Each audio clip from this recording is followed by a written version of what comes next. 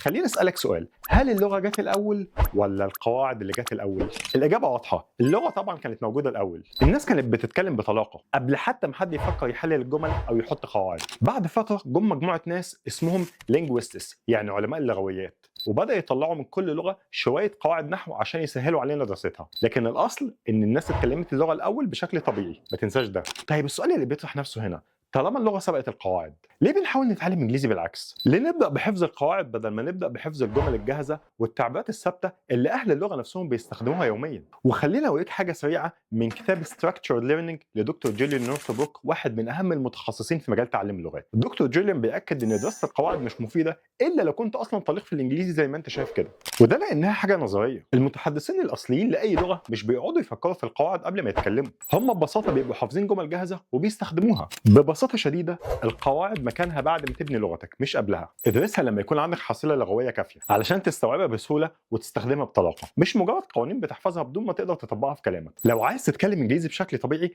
ركز على التشانكس، يعني الجمل الجاهزه والتعبيرات الثابته. وده بالظبط اللي هتلاقيه في كتاب اهم 5000 جمله هتحتاجهم في الانجليزي. هتلاقي في جمل جاهزه لاي موقف في حياتك، المواصلات، السفر، البيع والشراء، الاكل والشرب. وهتلاقي فصل كامل عن البيزنس انجلش مكون من 120 صفحه، وهتلاقي تسجيلات صوتيه باللهجه الامريكيه عشان النطق بتاعك يبقى طبيعي. وكمان هتقدر تطبق تقنيه الشادوينج اللي هتساعدك تتعلم انجليزي بسرعه انت لا تتخيلها. How's it going? How's it going? How's it been? How's it been? How is everything? How's everything? How have you been? Have you been? How you been? How you been? وكمان لما تطلب دلوقتي هتحصل على 10 كتيبات هديه هتساعدك تتكلم انجليزي اسرع بمجهود اقل. اطلب نسختك دلوقتي وهتوصل لك لغايه باب البيت.